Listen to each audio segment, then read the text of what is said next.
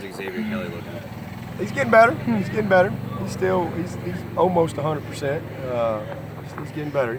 Like I said the other day, he's still one we're gonna kind of keep bringing with us. He's on the Cleveland Furrow plan right now, and to be determined whether or not we keep him on the shelf or take him off. It just, a lot can happen in the first half of the season, so we'll just wait and see on him. Who are some of the freshmen other than Tavian Feaster that you want to try to work into the game on Saturday? Well, Cornell, and I think Overton probably we'll probably get an opportunity to hopefully get in there at some point. Tremaine and Pollard, like to have got them in the other night, but just wasn't the right situation. Throw those guys out there. Kayvon played. Some of these guys played on special teams. Denzel, Muse, Kayvon, all those guys. Trey Lamar got in. Trey Lamar, Dexter, obviously. So I think I don't really know how many we played, but we got a few of them in there on special teams. But there'll be some other guys that'll get some opportunity this week, redshirt freshmen and true freshmen. Have you liked what you've seen this week out of them? Yeah, it's been a business-like week. As I told y'all the other day, this is kind of our first true, game week, and I like that part of it. Kind of get them in a rhythm a little bit, and start. As far as what to expect, we got a lot of young guys on this team. That are playing for the first time. Some of them that were in Power Hour last year. Some of them that are new freshmen.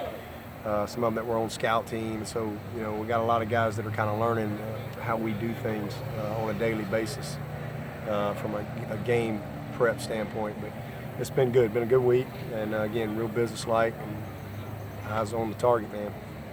Several years ago, true freshmen really didn't play a lot, if at all. But thinking earlier today is them coming in January and then playing in all these all-star games, Under Armour, Army.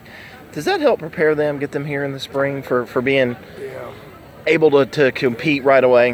Well, I don't think the All-Star games, have much to do with it because they don't have it's our systems and all that type of stuff. It takes them a while to get, but certainly coming in here early allows them to have a better chance. It's still hard, but allows them to have a much better chance because they can, get that semester and physically, develop a little bit and mentally. Get the system in the spring, get it again in the summer, get it again in fall camp. So you kind of get installation 3 times. So that's big as opposed to guys just showing up in the summer. So it definitely helps them. And several of those guys that came in are going to play. So I definitely think it's a benefit to those who do that. How crucial do you think that was for Dexter and getting to where he is now to have that extra time? Well, I think he's had a lot of success on the practice field, and so I think it's big for him to translate that to the game field and to understand, that hey, the moment's not too big for him. It's just still football, and I think his confidence of being able to go on the road and just do what he's done on the practice field at a high level.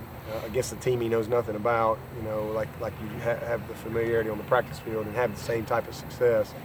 I think that is great for his confidence. Go ahead, Dan. Has there been a wow moment with Dexter, whether it be leading up in practice or when you were recruiting him, just a moment that's made you think, this kid's going to be really special? Just the first time I saw him this spring, bend. We just watched him move. And when we tested him, watching him in mat drills, just unbelievable. Watching how he just never flinched. Just a kid just coming out of high school, and he's going through mat drills, no problem, just mentally tough, and just watching him move, I was just like, wow. And then testing him and seeing what the makeup of his body fat, and all that type of stuff. This is a lean 340-pound man, and then you look at the strength numbers that he has, just couldn't help but be impressed right away. As well as he's done, what are the biggest ways in which you challenge him now? What are the biggest ways in which you want to see him continue to grow? Well, he's still a young guy learning, the nuances of the position, the little things that Dan, expects and teaches, and the nuances of our system. He's still a young guy.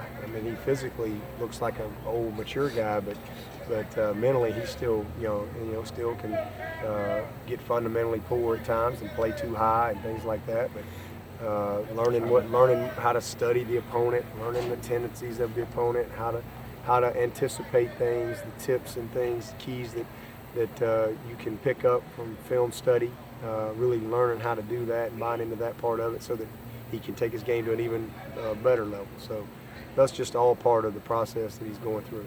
I know we all talk about his play and all, but his personality, we got to kind of see it a little bit this week. We finally got to talk to him. His personality is what shines through, too. He always got that big old smile on his face. You know? He's a big old teddy bear, man, just a sweet kid. He got a great spirit to him, always smiling. I mean, I don't think I've ever seen him when he didn't smile. You know, I say, hey, Dex, and he just smile. He's just got a great spirit, and his whole family's that way. So just a, like I said, just a sweet, sweet guy, but he's big and nasty on the field. We saw you take a couple of shots at Ray downfield the other night. Is that an area of his game that you've seen him really improve in August? Yep, he's had a great. I mean, he had a couple touchdowns in the scrimmages. He's had an excellent camp and gonna have a great season. Just we're a little off. We barely missed on one, and then just just weren't quite on the same page on the interception. But you'll see him get a lot more opportunities throughout the course of the season, and we'll connect on some. Still healthy after a couple days of practice? Yeah. Is the second corner position still pretty fluid in terms of the starter? I think Edmund will be back in there this week.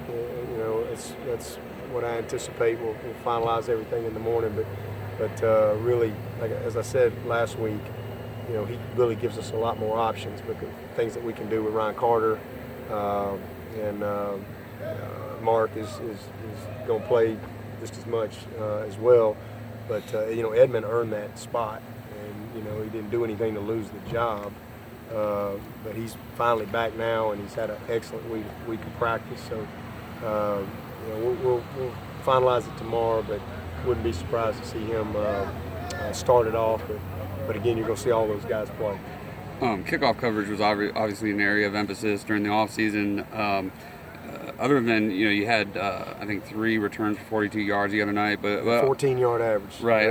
That'll lead the nation. Well, other than Greg getting more distance on his kicks, what are some of the things that you've seen that you're pleased with?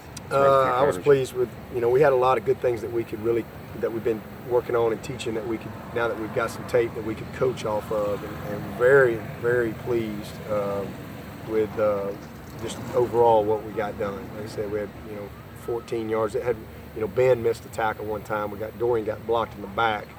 He makes the play, but Ben really should have cleaned it up anyway. So just a few little things that we're trying to fit up, teaching some of the technique to those guys, but very encouraged by what I saw. We did kick the one out. He just tried to overkick it, but I think we're off to a good start. So that's one of the things we want to win every week. We want to win that battle, and so we're 1-0 right now in that area. All set. Thank you, Coach.